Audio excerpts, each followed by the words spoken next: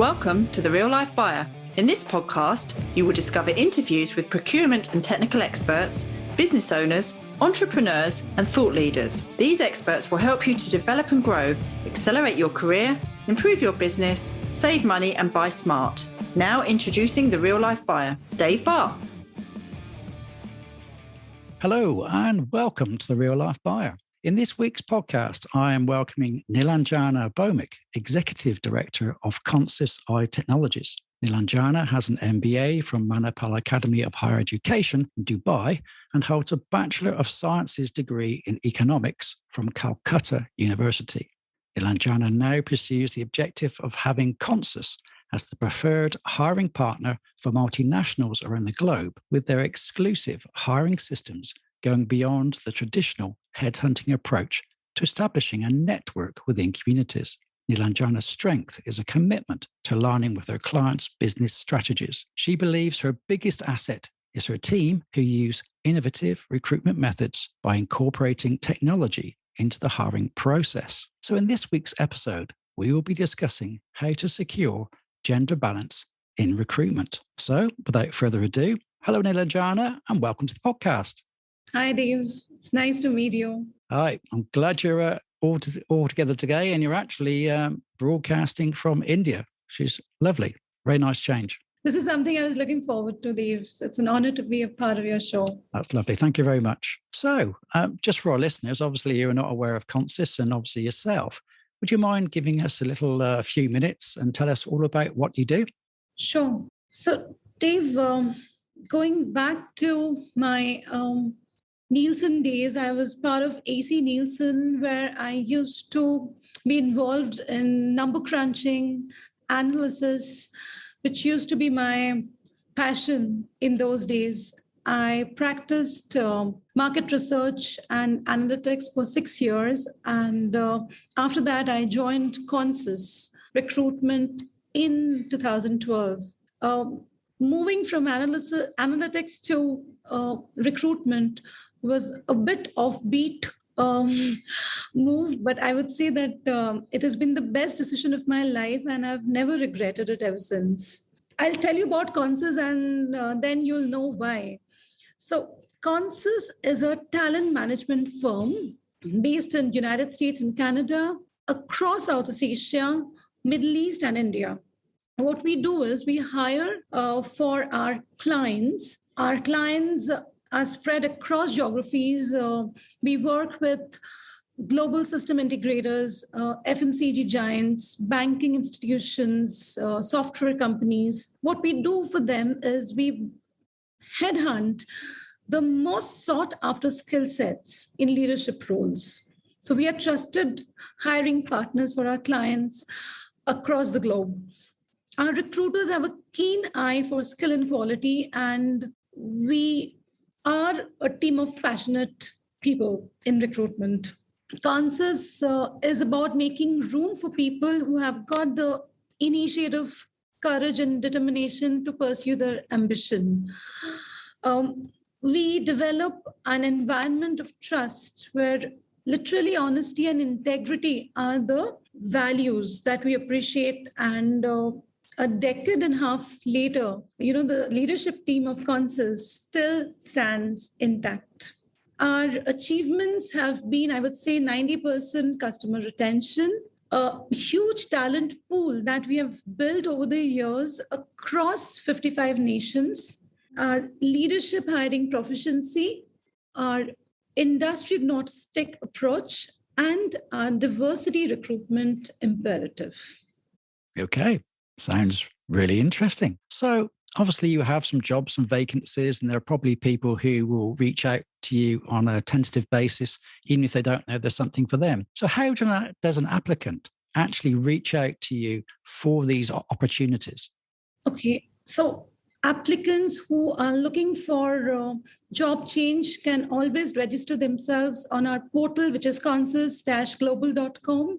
More often than not, they get referred by our extremely well-connected network of over 1 million relevant profiles with whom we have established link over the years. But there is something very interesting figure about it, Dave. around 30% of the global workforce are active job seekers.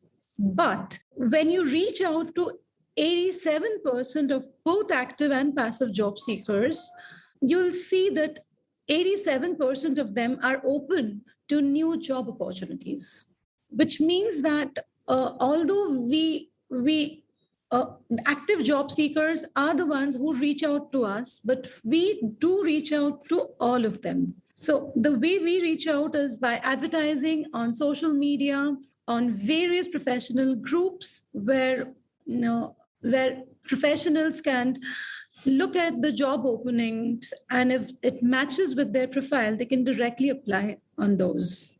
So we pretty much cover the entire globe for our headhunting purpose. Right, some phenomenal numbers then. I think you said 1 million. That's quite incredible. So let's say I'm a candidate and I want to submit my resume or my CV, as we often call it in the UK. What do you think, or you can explain, are the possibilities of actually gaining some kind of placement? I know it's difficult to say generally, but can you explain what those possibilities are? Very high if your skill matches and if your skill is in demand. So any skill appropriate resume is subjected to a preliminary assessment, which helps us to screen out those whose skill sets are not exactly needed for the position that are in demand. In certain cases, we have to shelve some profiles because of HR fitment issues. All those who meet the eligibility criteria are then exposed to the next stages of interview. The stages of interview might range from one round of technical assessment to multiple rounds of online discussions, depending on the organization they are seeking the employment in. And post which, if they clear the interview, they can secure the job. Okay. It's quite interesting. You mentioned the screening process. I guess that's something that everybody sees as a bit of a mystery with different companies. So when you send in your CV, what qualities or metrics do you have to see as a best fit in your candidates that come through? We do a preliminary screening check to see who all are meeting the basic fitment criteria for the position. We ask very direct questions like, is the budget which is planned for the role as per your accepted range? We ask, what is your highest academic achievement? We ask about the key motivators which will make him switch to a new role. We ask them, how long will it take to start a new job? We definitely ask them about the top 3 responsibilities they are currently handling in their current job or the last job that they have handled. We also try to gauge what are the strongest skill sets of the individual and what are the challenges that he copes up with. So these questions give us an idea about the fitment of the employee. Also, it is very critical to evaluate and validate the claimed employment records and qualifications. We do consider administering the individual to some kind of psychometric evaluation when it is necessary. Okay. Just an interesting thought I've just had. Now, I think it's Elon Musk that's quite famous for saying that he's not worried if the person applying for jobs in his organization have a degree or not. Do you think that is something that is shared by many business leaders out there from your experience? Absolutely. Absolutely. So people with creative minds, they are the ones who do not showcase their qualifications to get a job. In fact, they walk in the door, they create solutions to any given problems that, or they create solutions to the case studies which they get exposed to during the rounds of interview. And they are often the best performers. So yes, I very much agree to that. Okay. That's interesting. Now, you mentioned about personality assessments, and there's various different tools out there in the market. Can you explain which ones you use and what they are? Sure. There are a few tools which are extensively used for psychometric assessments. I would say Myers-Briggs type indicator is the first one which was in practice. It has 4 dimensions which categorizes individuals in terms of whether somebody is an extrovert or introvert, whether somebody is more bent towards thinking or feeling. How do you take information? Are you more towards sensing information, or you rely on your intuition? Are you more towards judging or perceiving? So these 4 dimensions create 16 different combinations. And then an individual is categorized into one of the 16 different personality types. Then we have Enneagram analysis, where people are again categorized into 9 different personality types. Now, the good part of Enneagram is that there is something called wing, where one of these 9 personality types are definitely the dominant type for one individual, and the wing becomes your second personality. However, what we use more extensively is the Big Five model, which is kind of a personality platform. So what Myers-Briggs or Enneagram do is that they categorize people into different personality boxes, whereas the Big Five model, it ranks individuals on different personality traits. So it deals with different 5 different traits, and each trait is represented by percentile compared to the general population. For example, Dave, you might have higher extroversion than 80% of the population, but higher agreeableness than only 40% of the population. There are a few indicators, however, where we find a candidate to be a good match for a company in general. The first one, I would say, those individuals who can work individually and also as a team player turn out to be the greatest employees in the long run. Employees with very good work ethics, establish very high standards for themselves, and go out of the way to attain the objectives set by their managers. Employees who are very good communicators turn out to be very good listeners also. So they can understand instructions very well, and they are capable of following the instructions. Self-motivated employees, again, they take initiative and they carry out tasks even when there is no specific instructions given. So they are the ones who manage time well and who takes the job to success. Okay. Now, one of the things I've come across is the fit of a person in an organization. You can have all the academic credentials and everything else that goes with it, but the fit is often one of the most important things. If you don't get on with your colleagues, then it's perhaps not the right job for you. So how do you go about measuring the cultural fit of a candidate, particularly when they're switching from one job to another? It is very tricky, Dave, to assess cultural fitment because it's not a soft skill. It cannot be captured from personality or presentation skills. Again, it is very important to map the cultural fitment. What I can think of is around 3 dimensions, which are very important, which not only companies, but individuals should also consider when they would like to join an organization. Firstly, I would say the pace. So the speed at which a company operates shows the culture of the company.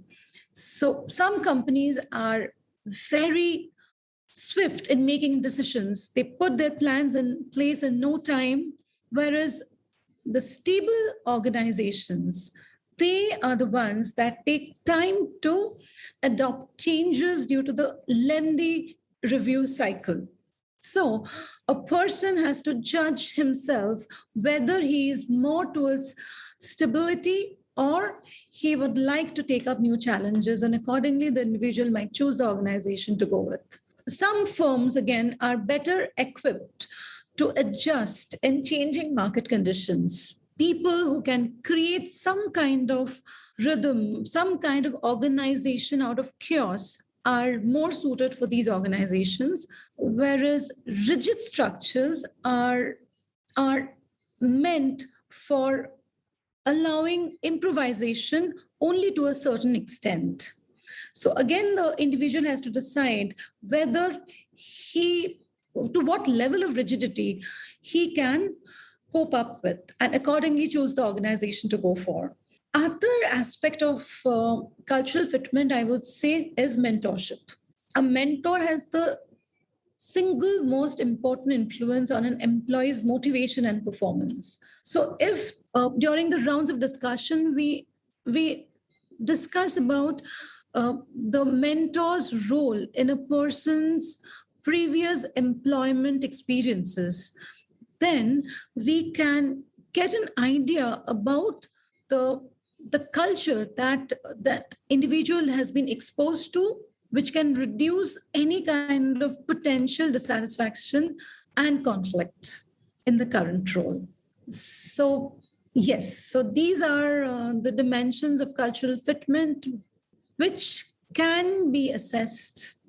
Okay, brilliant. Thanks for explaining that. Now, at the moment, the employment, the sort of the market out there in the world is somewhat different to what it used to be.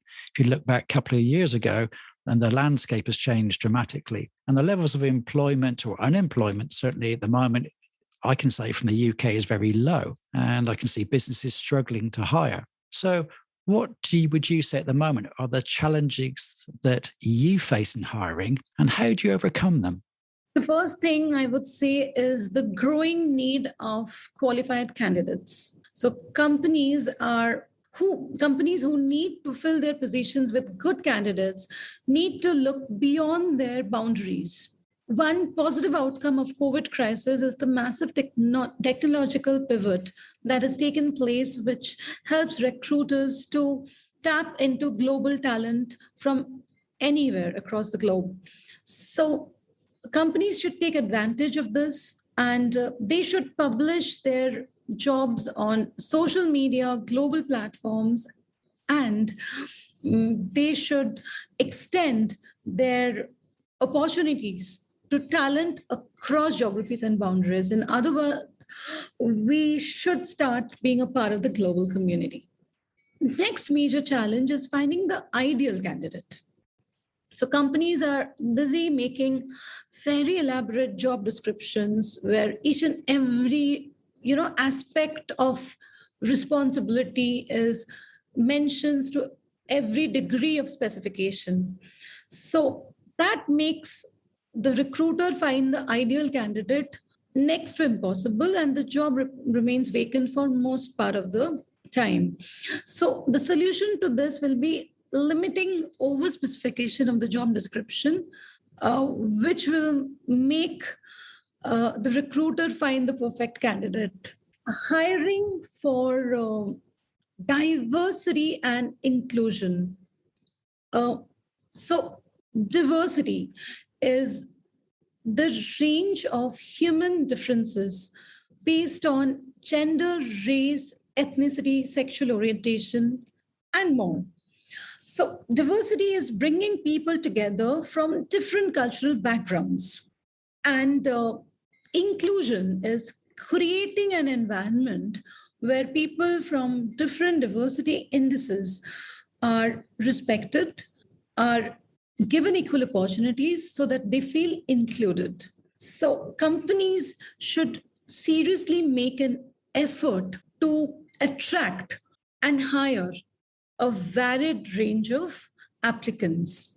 To give you some data, according to LinkedIn's research, diversity is the most important trend influencing how HR professionals hire today. A Glassdoor study has said that 67% of job seekers believe a diverse workforce is important when considering job offers. How to do it now?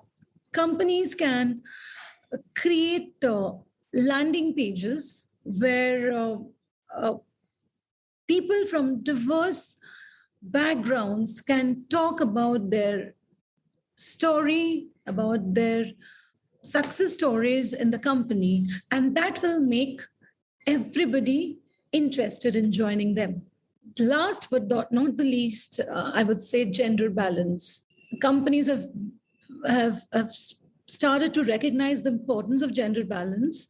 There are waves of change, but it needs a buy-in from everyone. Recruiters have started considering hiring equal number of females as that of males. But even today, there is only 10.9% of top executives in the world's largest 500 firms. For every 1 cent their male counterpart make, a woman earns 82.3 cents. So that doesn't make it equal. So working towards this common objective of inclusion will definitely make business more successful. Okay, there's certainly it's a very highly rated topic at the moment, both, as you say, gender balance and diversity inclusion. But trying to secure it in a constructive way perhaps may be difficult. So, what kind of things do you do to try and secure that balance between the gender and diversity? What ways of advertising can there be? And what other things can you use to try and make sure that you are actively achieving the things that you want to do? First of all, we should create a united front. So the recruitment team, the interview panel, every member of the HR program should be on the same page when it comes to diversity hiring. Neutralize your job ads. So by using gender neutral language in a job description, a job posting, or any kind of outreach for that matter, we can avoid limiting the number of women who will apply for a given job. Developing innovative marketing content and narratives that engage women leaders and leaders from various diversity indices is the best way to attract diversity profiles. We can promote our existing diverse workforce, especially women in positions of power.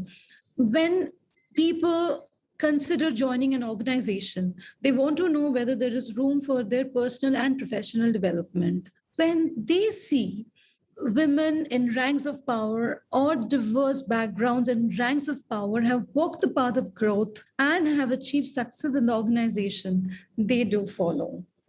Okay. So let's think about the benefits then. Then obviously we can talk about these things all day, but what are the statistics, the information behind this?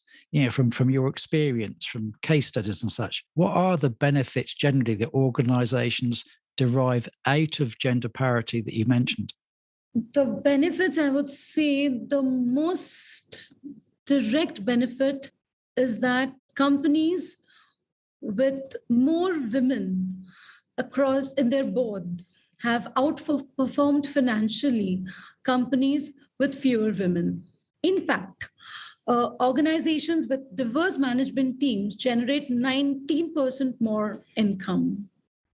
There are various compelling reasons to improve gender and diverse equality. I would say when men and women work together, they have the capacity to bring individuals together and bring out collective suggestions towards improving the entire decision-making process of the company. Diverse people create an environment where new ideas get generated, where new perspectives get introduced to achieve the business objectives. The entire approach of problem solving gets a fresh approach every time. So, yes, organizations with a large number of women and diverse background have seen rating the organization higher on employee engagement and organizational dedication. I think this is because, there is a higher level of acceptance and appreciation for each other, which actually reduces staff turnover to a great extent. Finally, I would say the morale of individuals in an organization is affected by the morale of their leaders. So with increased diversity, you can foster a more supportive environment of collective intelligence and higher team spirit. So this kind of collective team spirit then translates into positive thinking. Positive thinking becomes contagious and transforms the entire culture of the organization for the greater good of every employee. So the benefits are way higher than we can count it in one session. Yeah, sure. So obviously the morale of the company goes up, the people's enthusiasm for their work, they don't leave, so you're not having to recruit for new positions.